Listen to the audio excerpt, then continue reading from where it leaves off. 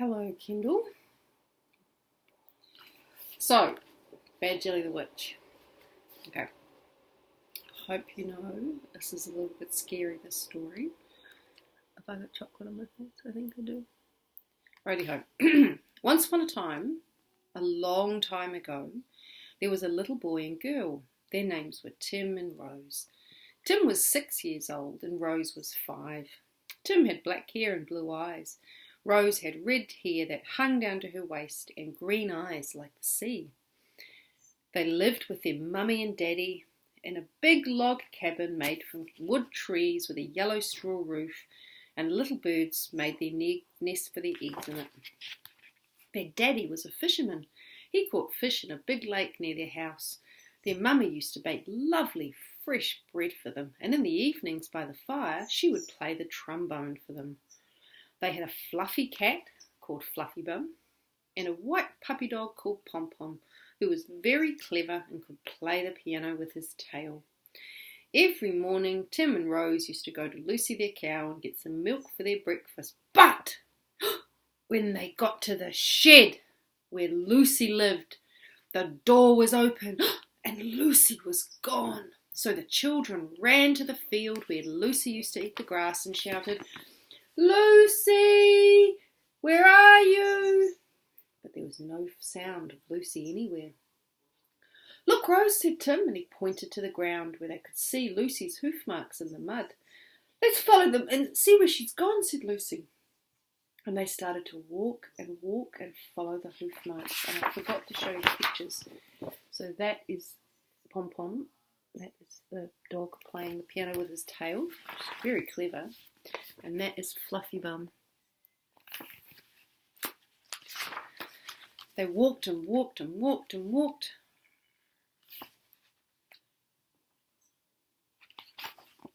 "Are you getting tired?" said Tim. "Only my legs," said Rose. And there's Lucy the cow. After a long while, the children came to a big forest with very big trees, some as tall as a church and some as thick as their teachers' legs at school. There was still no sign of Lucy the cow. "It's getting very dark and night time," said Rose. "We'd better go home or Mummy and Daddy will be worried about us." Tim said, "No, we must find Lucy first or she might get lost forever and we will never have milk on our eggs again." Rose said, "All right." So on they went into the great black forest, but it got so dark they couldn't see where to go. "Are you frightened?" said Rose. "Only a little bit," said Tim. "I'm very sleepy," said Rose. "So am I," said Tim. "We better find somewhere to sleep." That's Tim and Rose. Just then, a little voice said, "You can come and sleep in my tree." The children looked around, but they couldn't see anyone. "Who said that?" Tim said. "I did," said the little voice. The children looked down, and there, standing on a little door at the bottom of the tree, was a teeny-weeny man, as tiny as a matchstick. He was wearing a buttercup yellow jacket, black trousers with pink spots, red shiny shoes with gold buckles, and a white pointed hat with a sausage sewn on the front with him. It was a grasshopper, green grasshopper, which the little man had on a lead. And that is Binklebonk. And I'm a flea.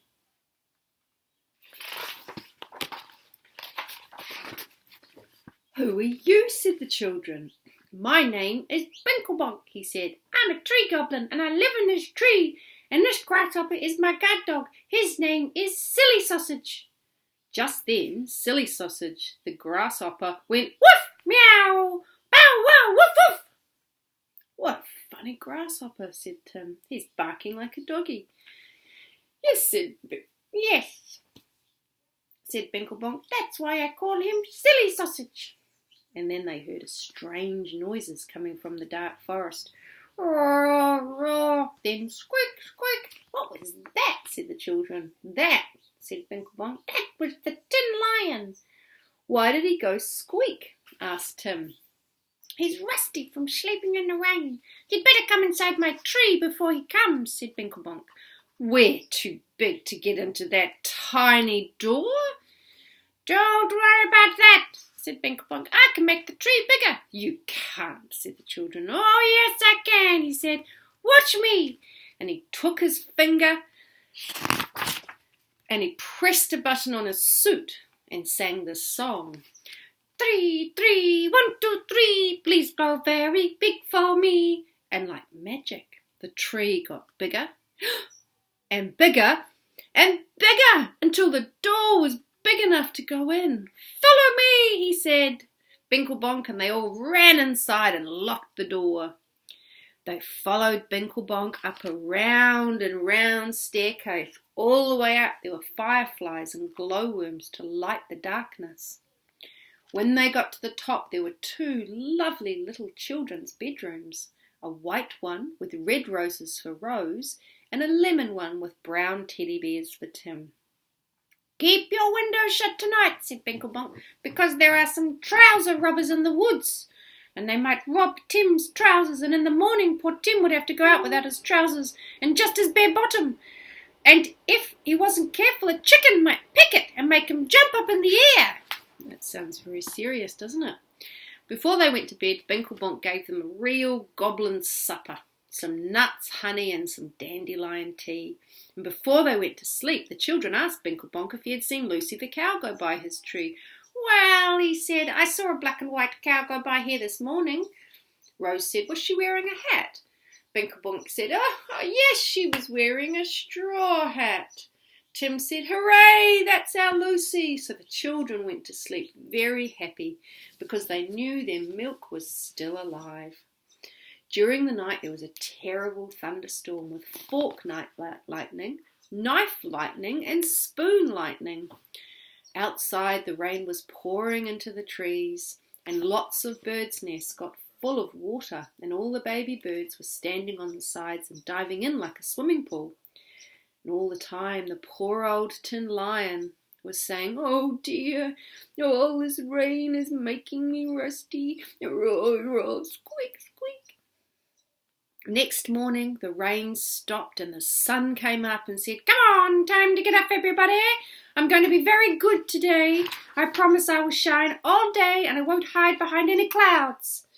Binklebonk came in and gave the children a cup of fresh rabbit's milk, some honey and fairy cakes.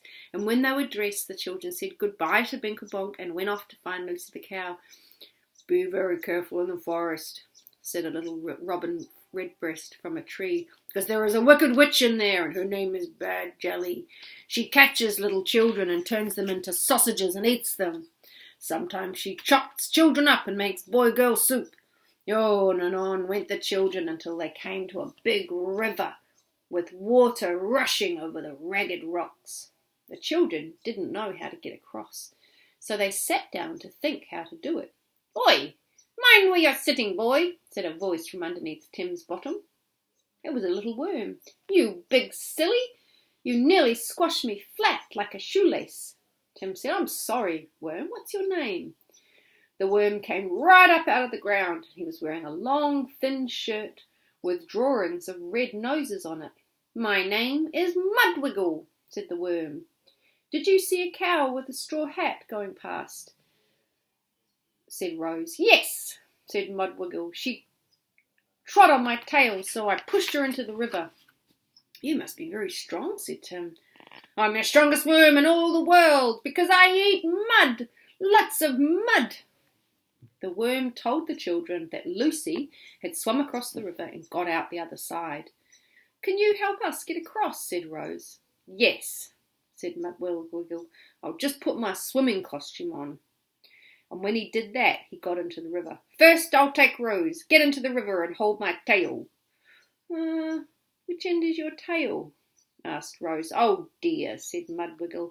I'll wear my hat so you know which end is which. And he put on a big red top hat with a piece of cheese on top. Oh, and I forgot to show you the picture. That is Mudwiggle in his swimming costume. That's in case I meet any hungry mice, said Mudwiggle, who was also a Boy Scout. Rose got hold of his tail and the funny worm swam across and went back for Tim. But when they were halfway across, a big shark saw Tim's legs swimming in the water and he thought, I'll eat him up. Look out, said Rose. Shark! Shark! The shark was just going to bite Tim's legs when wallop, bonk, thud, Mudwiggle hit the heritable shark right on the nose. Oh, my nose, said the shark. And he swam away to the shark's nose hospital. Tim got out of the river next to Rose. Goodbye, children, said Mudwiggle and swam away. The sun was shining very hot, and soon the children's clothes were nice and dry. They saw an apple tree, and so they plucked 2 big juicy red apples. Oh, my apples, said the tree. Oh, my apples. I've never heard an apple tree talk before, said Rose. I'm afraid I'm not an apple tree. I'm really a policeman, but I was turned into an apple tree by the witch called Bad Jelly. Oh. I want to go back to my police station and my whistle and my jam sandwich. The children said they couldn't help him because they couldn't do magic, but if we see another policeman, we'll tell him where you are and to bring you your whistle and your jam sandwich. The children went on walking until they came to a big mountain, but it had a big white beard. What a silly mountain. Why has it got a beard, said Rose. A little mouse popped his head out of a hole and said, he's got a beard because he's lost his razor. And that is Dingle Mouse. We've never heard of a mountain with a beard before, said Tim. He's very old, that's why, said the mouse, and I'm not really a mouse. I've been turned into a mouse by Bad Jelly the witch. Poor little furry mouse, thought Rose. What's your name, said Tim. My name, said the mouse, is Dingle Mouse. And what were you before the witch turned you into a mouse, said Rose. I was a banana, said Dingle Mouse, so you be very careful. If you see her, run away. The children said they would hide if they saw her. We must go and look for Lucy the cow, said the children. Can I come with you, said Dingle Mouse, and be your friend? I've got a good singing voice. Listen to this. And he sang, fiddle diddle dee, I am a little flea. I ran up Daddy's trouser legs and I bit him on the knee. Ho, ho, ho, ho. The children liked his singing and said, all right, you can come with us to look for Lucy. Tim picked up Dingle Mouse and put him in his trouser pocket. It's very dark in here, said Dingle Mouse. Where's the light switch? Tim and Rose laughed. You silly mouse. You don't have a light in little boys' trouser pockets. So now they all set off to find Lucy, and they were climbing up and up a big mountain, and it was getting very cold, and it started to snow. I'm freezing cold, said Rose. I'm shivering too, said Tim. I'm nice and warm in your pocket, said Dingle Mouse, not very helpfully. Just then, a voice behind them said, Hello, children, can I help you? Tim turned around and saw it was an old woman dressed in black. Don't be frightened, she said. I can make you nice and warm in just a few seconds. Get inside this nice sack and you'll be nice and warm. The children said, Oh, thanks, old woman. We were nearly freezing to death. As soon as the children got into the sack, the old woman screamed, Got you! She tied the sack up tight. I'm going to eat you all up. There she is, Bad Jelly the witch. Because I am Bad Jelly, the baddest witch in all the world. And she put the sack on her back, jumped on her broomstick and flew up into the sky. Someone please help us, shouted Tim, but no one could hear him because they were very high in the sky. The witch took the children to her castle on the top of a mountain. It was made of iron, and only the witch had the key to get in. At the gate was a huge, heritable monster. His body was red and sticky. It had giant eyes as big as windows, and it had sharp yellow teeth like needles, and its tongue was made of fire, and all its spit soon turned to steam. It went. When Bad Jelly ate children, she used to put them on the monster's fire tongue to cook them. The witch opened the door, and inside was her giant Dalboot. He was as big as a house. He had purple hair and 10 eyes all round his head, so he could look behind him without turning around. Bad Jelly told the giant to take the sack with the children in. Put them in a dark room right at the top of the prison tower, and don't let them out of the sack. In a deep voice, the giant said, All right. That's the scary giant. He carried the sack up thousands of steps. He opened a door and threw the sack with the children in on the cold stone floor and locked the door. Poor Tim and Rose were crying. Then out of Tim's pocket popped Dinglemouse. Don't cry, he said. I've got sharp teeth. And he started to nibble, and he made a hole big enough for them to get out of the sack. Poor Rose was crying. We'll never see our mummy or daddy again. Tomorrow the witch will eat us all up with peanut butter. The sun was going down and the room was getting very dark. Dinglemouse suddenly said, I've got an idea. I know a big strong eagle called Jim. He's my friend and he owes me money. I'll go try and get him. Dinglemouse jumped on the window ledge and climbed the ivy on the outside of the tower all the way down to the ground. Please hurry, the witch is going to kill us in the morning, said the children. So Dinglemouse ran as fast as he could. He ran so fast his tail caught on fire and he had to sit in a bucket of water to put it out. That's Dinglemouse there. Back at the children's home, their mummy was crying, Oh, my poor children. Where are they? Their daddy said, I've looked everywhere. I think some animal in the forest must have eaten them. Poor mummy. I'll never be able to play the trombone to them again, she said. By now, Dinglemouse had reached the tree where Jim, the giant eagle, lived. Jim was fast asleep when he heard Dinglemouse calling, Help! Jim, wake up! Wake up! Jim was a beautiful eagle with brown feathers on his body, white feathers on his head, and a big yellow beak and blue eyes, and he was nearly as strong as God. Hurry, the witch is going to eat the children when the sun comes up. So Jim the eagle quickly took off his pyjamas.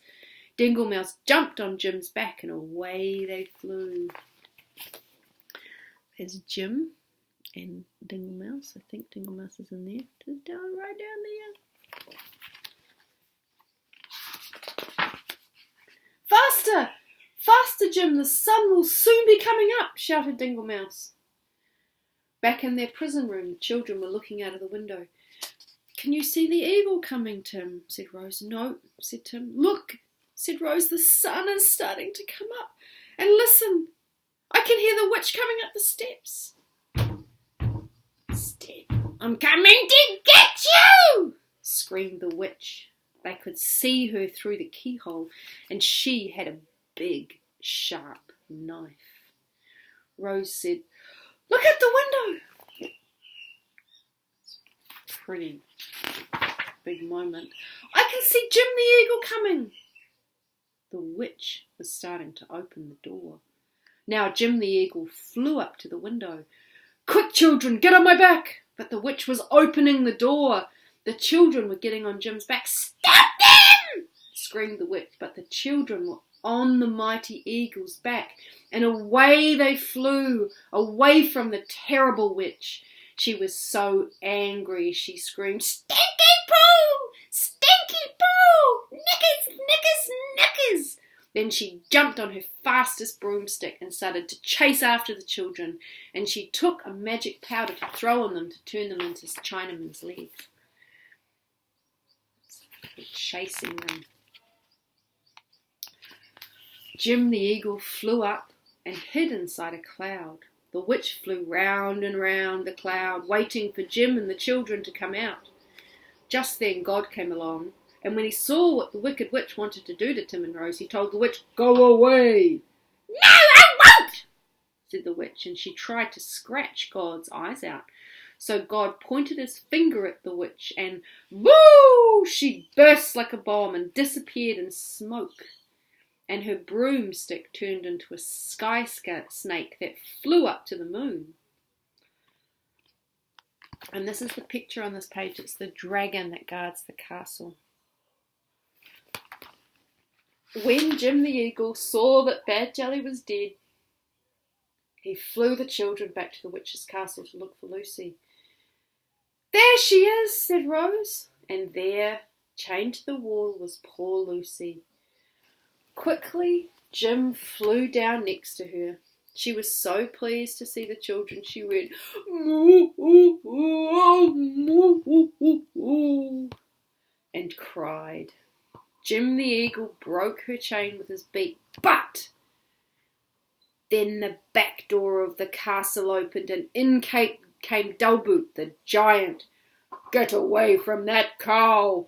It belongs to me! She's my dinner," he said, and he drew out his sword and he tried to chop the children's heads off.